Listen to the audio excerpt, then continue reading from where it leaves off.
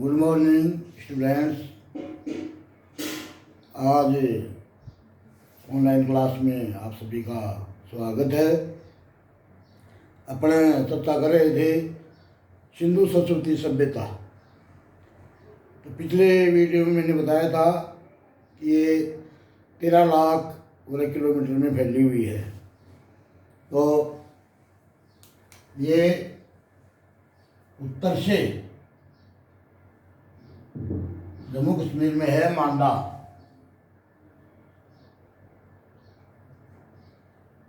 फिर ये यहाँ यूपी में है आलमगीरपुर, और दक्षिण में है महाराष्ट्र दैमाबाद, और इधर है बलूचिस्तान। तो मैप के हिसाब से अपन देखें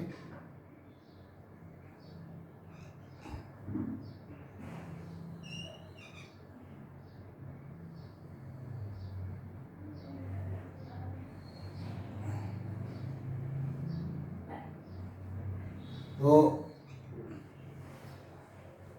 ये दूरी है इसकी 1600 किलोमीटर, यह है 1400 किलोमीटर।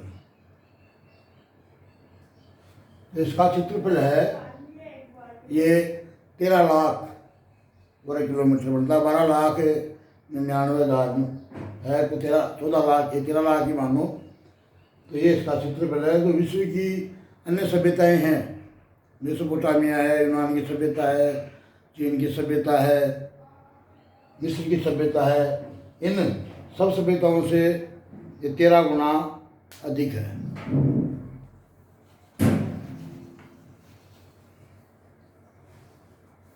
अब अपने आज के लेसन में सिंधु संस्कृति सभ्यता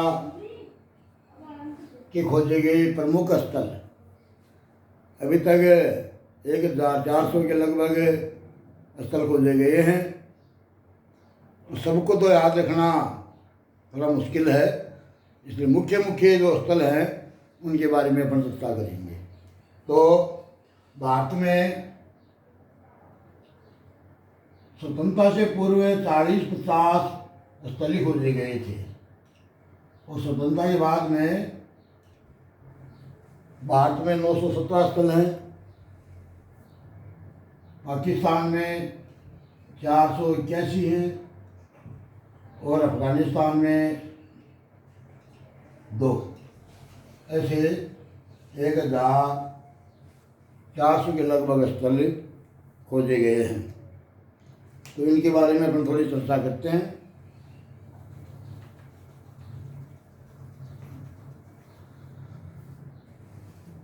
पहले लेते हैं अपने अफगानिस्तान। अफगानिस्तान में 2 हैं, सोर्तगुई और मुंडीगाक, ये 2 स्थल मिले हैं। तो सोर्तगुई में नहरों से सिंचाई के प्रमाण मिले हैं। फिर आते हैं अपने पाकिस्तान। पाकिस्तान में 3 प्रांत है, सिंध, बलूचिस्तान और पंजाब। पंजाब है वो हरियाणा में भी, भारत में भी है और पाकिस्तान में भी है। तो सिंध में है मोहनजोदड़ो, जो सिंधु संस्कृति सभ्यता की राजधानी मानी जाती है, ये बड़े शहरों में है।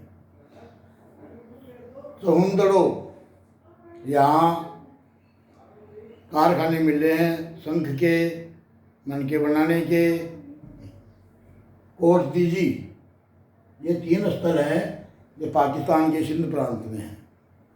फिर पंजाब, पंजाब है भारत में भी है और पाकिस्तान में भी है। तो पंजाब में हड़प्पा स्थल, जो रावी नदी के किनारे मिला था, इसकी खोज 1921 में दयाराम साहनी ने की थी। गलेरीवाल, रहमान डेरी, सरायकोला और जलीलपुर, ये पंजाब क्षेत्र में है। फिर बलूचिस्तान, ये भी पाकिस्तान में आता है। तो यहाँ है सूद का गेंडोर, बालाकोट और सूद का खोह, ये मुख्य स्थल है। तो अब है भारत। तो भारत में अपन उत्तर से चलेंगे, ऊपरी पर है जम्मू कश्मीर, वहाँ है मांडा या मांडा। पंजाब, पंजाब में है रोपड़ और संगोर। फिर हरियाणा, हरियाणा में है बनावली, मीतातल और राखी गढ़ी। तो ये बनावली है, वहाँ पर मिट्टी के हल मिले हैं। तो ये अनुमान लगाते हैं कि बनावली की जो मिट्टी थी वो पक्की थी, इसलिए उस मिट्टी के हल बनाए हुए वहाँ प्राप्त हुए हैं। फिर ये राखी गढ़ी है। तो भारत में सिंधु संस्कृति सभ्यता का सबसे बड़ा शहर राखी गढ़ी को मानते हैं। फिर राजस्थान में कालीबंगा और पीलीबंगा, ये हनुमानगढ़ जिले में है। तो कालीबंगा में उत्खनन से काली चूड़ियाँ मिली हैं और खेती के प्रमाण मिले हैं। जूते हुए खेत कालीबंगा में प्राप्त हुए हैं। इसके अलावा अग्निवेदियाँ मिली हैं कि इस समय के लोग भी यज्ञ करते थे। तो अग्निवेदियाँ कालीबंगा में प्राप्त हुई हैं। फिर उत्तर प्रदेश में आलमगीरपुर और हुलास, ये। फिर आता है गुजरात। तो अब तक भारत में जो खोजे गए स्थल हैं उनमें सबसे ज़्यादा गुजरात में प्राप्त हुए हैं। तो गुजरात में है रंगपुर, धोलावीरा, लोथल, प्रभास पाटन, खंभात की खाड़ी और सूदकोटला। तो धोलावीरा है, वहाँ जलाशय है, यानी काफ़ी बड़ा जलाशय भी है और छोटे छोटे 16 जलाशय भी मिले हैं। और लोथल है, वो ऐसा मानते हैं कि सिंधु संस्कृति सभ्यता का बंदरगाह रहा था, यहाँ सांवल भी मिले हैं।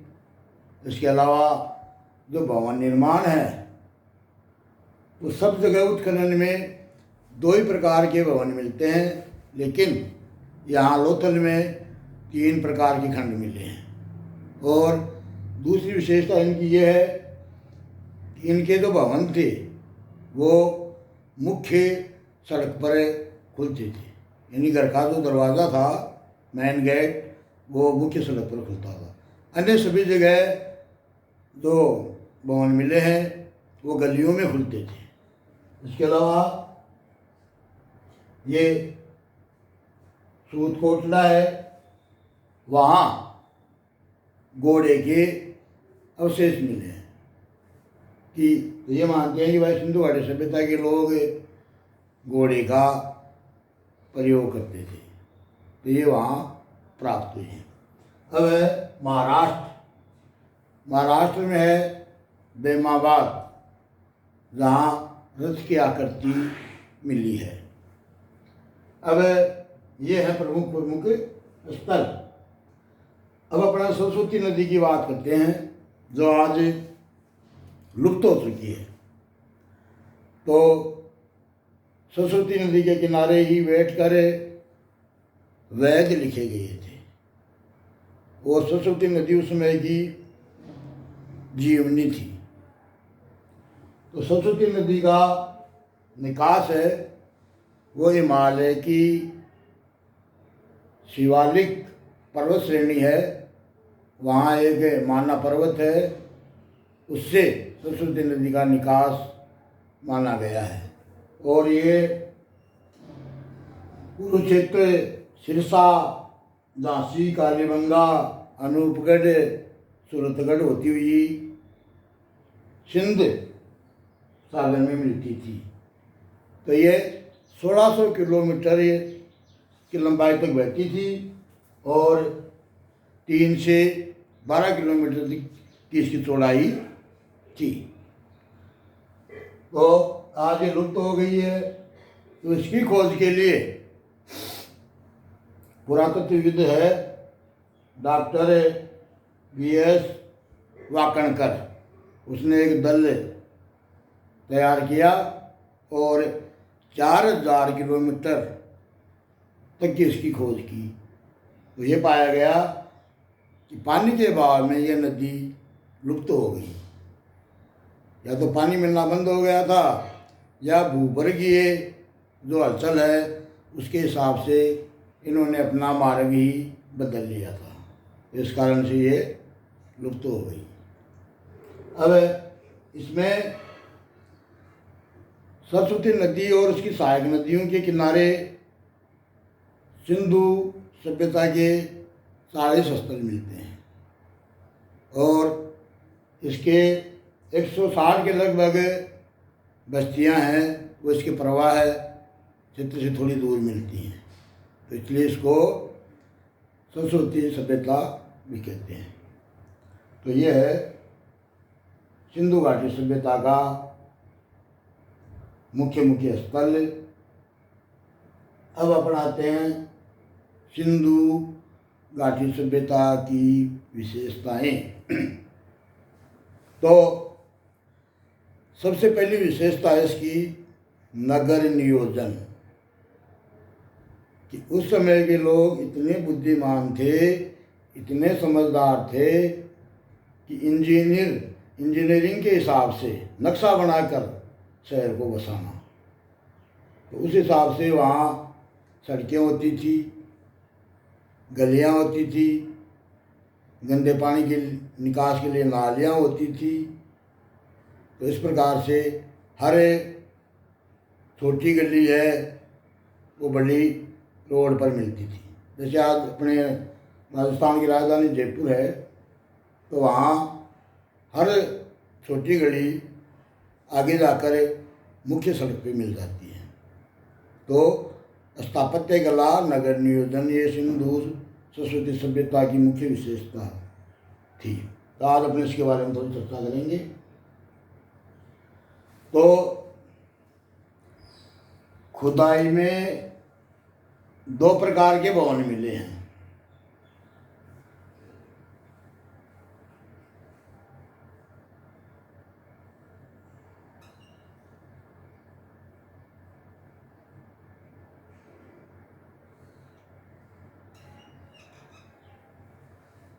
एक प्रकार का भवन मिला है जो चबूतरा बनाकर उसके ऊपर भवन बनाए जाते थे।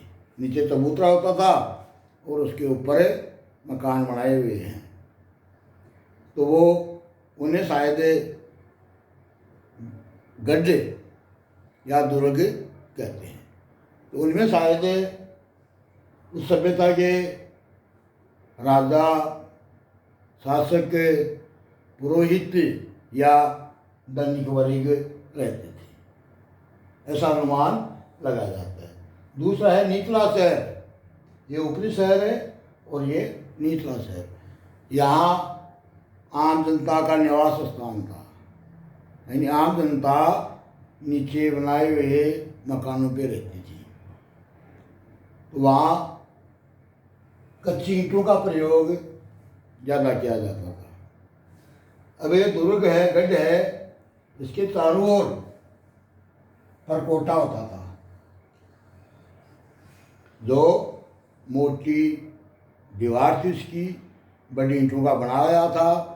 उसके चारों ओर ये परकोटा था, दीवार काफ़ी चौड़ी होती थी।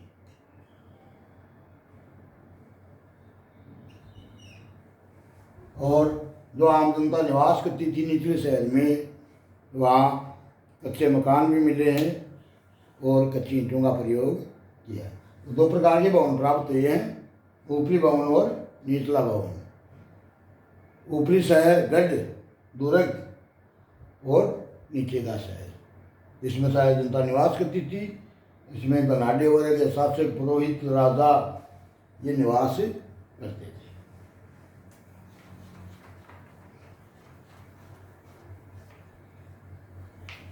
अब निचले शहर में क्या है कि हर घर में 4-5 मकान, कमरे मिले हैं।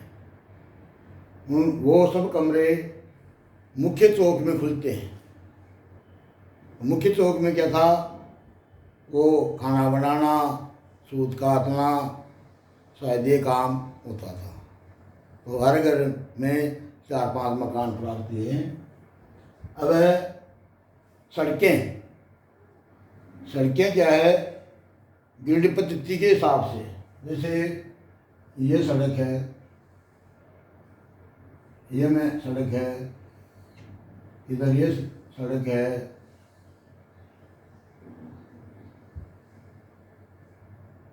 ये सड़क हो गई, गली, इधर मकान बनना, इधर मकान बनना, इधर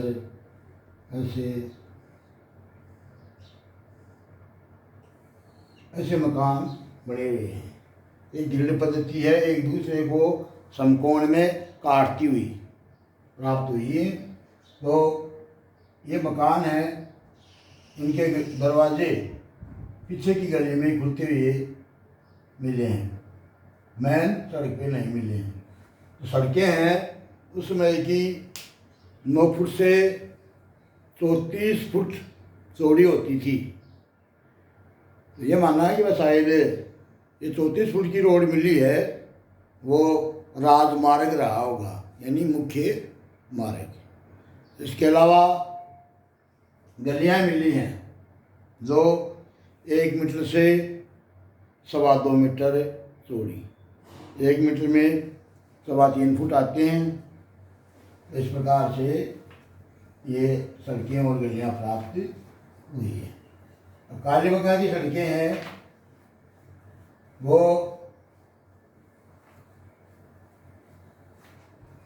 कालीबंगा की जो गलियां हैं उनमें 1.8, 3.6, 5.4 और 7.2 मीटर चौड़ी सड़कें या और गलियां कालीबंगा में प्राप्त हुई है।